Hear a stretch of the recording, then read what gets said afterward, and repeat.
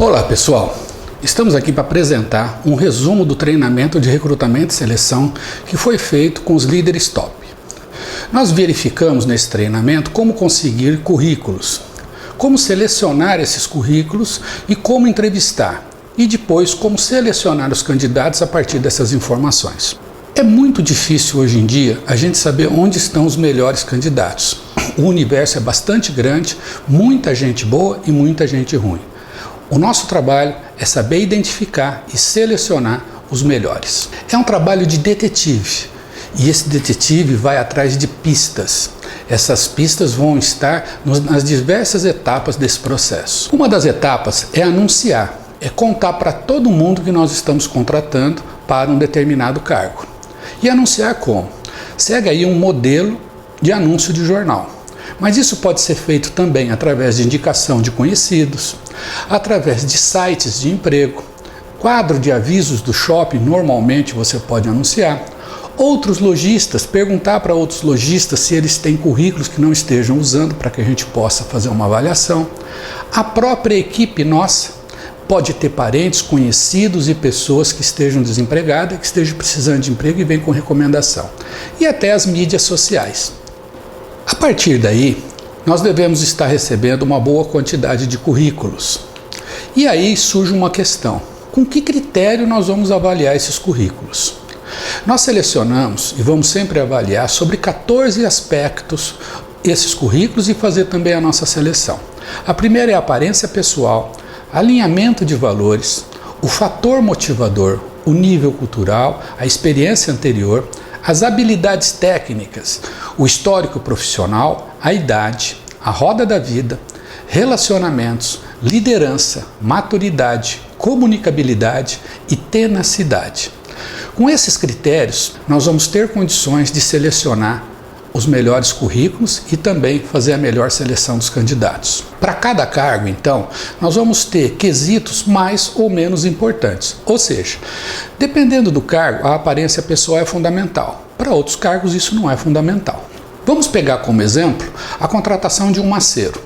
Nós identificamos que 6 quesitos são importantes. São eles: a aparência pessoal, o alinhamento de valores, o nível cultural, o histórico profissional, os relacionamentos e comunicabilidade. Vamos avaliar cada um deles. A aparência pessoal não quer dizer beleza física. Não é o rapaz bonito ou a moça bonita que identifica uma boa aparência pessoal. E sim, um cabelo bem aparado, uma barba bem feita se for um rapaz, uma maquiagem discreta se for uma moça, os dentes têm que ser limpos, tem que exalar cheiros agradáveis, as roupas têm que estar limpas, tem que haver harmonia de cores e estilos na forma com que a pessoa se veste, tem que ter discrição nos detalhes, ou seja, brincos, tatuagens, correntes, anéis, tem que ser tudo de forma muito discreta para fazer frente ao que a gente chama de aparência pessoal no nosso negócio. A postura da pessoa tem que ser ereta, não tem que ser aquela pessoa que vive largada. A pessoa precisa ter boa saúde. As unhas devem estar limpas e discretas, os sapatos limpos, a forma de andar equilibrada. Esse conjunto de fatores representa para nós a aparência pessoal e nós entendemos que ele é um fator muito importante para o cargo de maceiro. O segundo fator é o alinhamento de valores. Se os valores do candidato não estiverem alinhados com os nossos valores, não vai rolar. E os nossos valores, como vocês bem sabem, são honestidade, respeito, comprometimento, qualidade e humanismo. Quem não tiver alinhado com a nossa carta de valores não serve para trabalhar com a gente já viu isso, ok? O próximo fator é o nível cultural. O importante é ter boa fluência verbal, ou seja, aquela pessoa que fala fácil. Ter coerência no que diz, não usar vocabulário incorreto, falar corretamente as palavras, não possuir vícios de linguagem, aquelas pessoas que vivem repetindo, tipo assim, tá ligado, e outros vícios. Ter conteúdo no que diz, não falar abobrinha. Isso significa para nós nível cultural. O outro quesito é o histórico profissional. O candidato ideal não fica pulando de galho em galho. Ele tem uma reputação muito positiva, ou seja, ele tem fama de pessoa competente. Ele tem as portas abertas por onde passou. Como que ele evoluiu na carreira, o tempo de casa e o tempo em cada emprego? Ele é uma pessoa honesta, Como é a relação dele com os últimos empregos? Só fala mal dos outros? Ele tem opinião própria? Avaliando isso, nós vamos ter uma boa ideia do que é o histórico profissional. O próximo quesito são os relacionamentos. Existem pessoas que têm poucos amigos, mas têm uma amizade muito intensa com esses poucos. Existem outras pessoas que conseguem conviver com muitos amigos.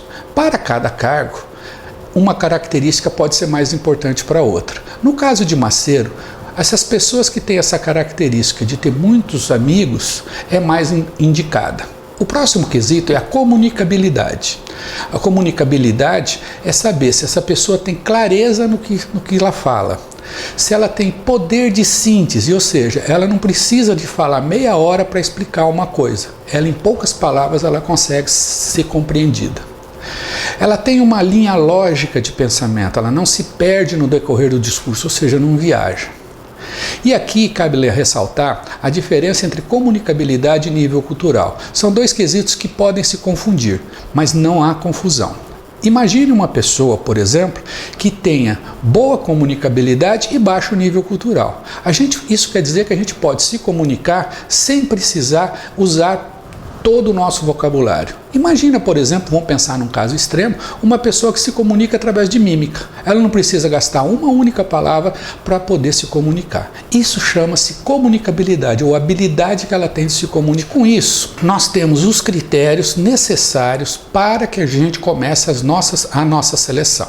E nós vamos começar a selecionar a partir dos currículos. Imagine que recebemos os currículos, porque nós anunciamos para todos, e vamos começar a avaliar.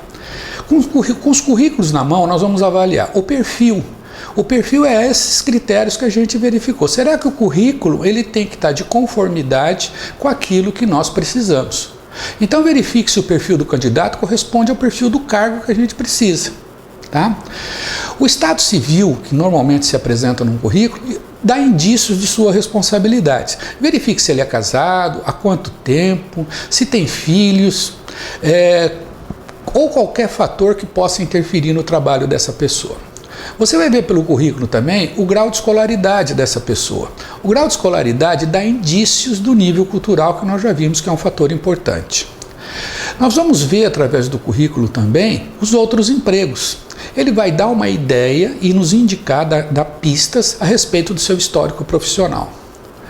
Nós temos que saber qual é a pretensão salarial desse candidato. Às vezes, um candidato solicita ou tem uma pretensão salarial muito acima da nossa política. Não adianta nem insistir. Ou muito abaixo. Em ambos os casos, merece cuidado. Verifica se ele tem casa, se essa casa é própria, né? E dá indícios de muita maturidade quando uma pessoa consegue, ao longo da sua carreira, comprar sua casa própria. Verificar a situação de SPC, verificar a sua situação junto à polícia, verificar os empregos anteriores e, hoje em dia, uma boa dica que indica muito sobre o candidato é acessar o seu Facebook. A partir daí, nós selecionamos o candidato e o próximo passo agora é chamar esses selecionados para a entrevista, que é a filtragem final. Tá? Aí chegou o candidato, você marcou. O que a gente precisa? Estar preparado para recebê-lo. Preparar para receber o candidato significa você recebê-lo num local limpo, uma mesa que esteja limpa, manter sobre a mesa somente um papel de rascunho e o seu formulário da entrevista. Tem que haver cadeiras disponíveis, o ambiente deve ser tranquilo e reservado e cuidar para evitar de ser interrompido. Por quê? Porque vai exigir muita concentração da sua parte. Você já percebeu que você vai observar muita coisa durante o processo de entrevista. E isso só vai ser possível se você tiver um local sem interrupção e tranquilo. Para cada cargo vai haver um roteiro e isso vai estar disponível para você através de formulário. Porém, ao longo da entrevista, você pode perceber que o candidato não serve. Você começa a entrevista e você percebe que ele já não serve.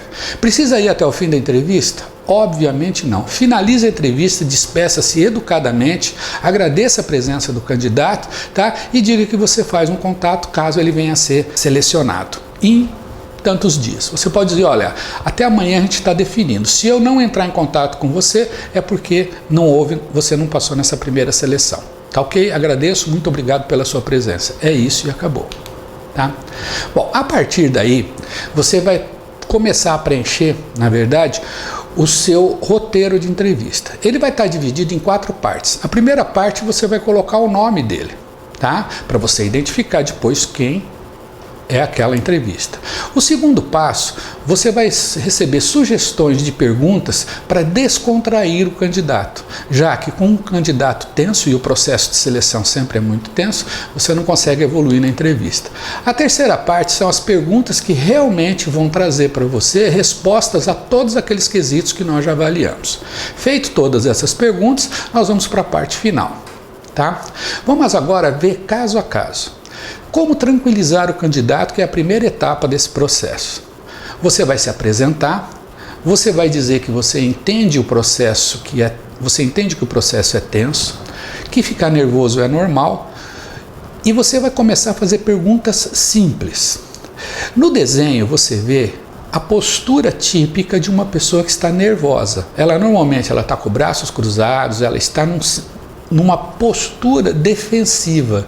Essa postura ela é revelada através dos seus gestos. E enquanto ela não relaxar, é muito difícil você obter as informações que você precisa. Por isso, a melhor forma é seguir esse roteiro. A partir daí, você percebeu que o candidato já relaxou, você pode começar a sua entrevista propriamente dita. E aí, para o caso de Maceiros, você tem todas as perguntas que você deverá fazer para ele, que vão dar as respostas para os quesitos que nós julgamos importantes. Feito isso, você vai entrar numa outra etapa, que é obter desse candidato o que se chama de compromisso. Para que é importante? Vocês já viram quantas vezes a gente faz uma entrevista, adora um candidato, dá a impressão que está tudo certo, marca para ele começar no dia seguinte e ele simplesmente não aparece. Por que isso acontece? É porque ele não se seduziu com a nossa empresa. Nós nos seduzimos por ele, mas ele não nos seduziu. Você pode dizer para ele coisas do tipo: olha, você me agradou muito, eu preciso só finalizar as demais entrevistas. Se você for selecionado, eu posso contar com você ou tem algum risco de você desistir da vaga? Agradeça e informa que dentro de tantos dias ou no dia seguinte você estará mantendo contato com o resultado da seleção. Sempre dê uma posição ao candidato, é uma questão de respeito e, sobretudo, humanidade. Veja aí 2 valores da nossa carta. Tá? Bom, a partir daí, você vai fazer, terminada a entrevista, você vai fazer a avaliação desse candidato. E é justamente após a entrevista. Tá? E imediatamente após a entrevista. Não deixe para fazer depois, porque você tem tudo fresquinho. Você vai olhar no verso da ficha e você vai dar uma nota para cada quesito que foi de avaliação e que faz para esse candidato os quesitos importantes. Então você vai dar uma nota para a aparência pessoal, uma nota para os valores, enfim, para cada um dos quesitos que você foi avaliado. A soma deles vai te dar um índice que vai facilitar para você comparar com outros candidatos e escolher quais são os melhores candidatos. Tá ok? Bom, é isso que a gente tinha para apresentar para vocês. Seguindo o roteiro fica fácil e a gente pode ter a certeza de uma contratação com bastante qualidade. Até a próxima.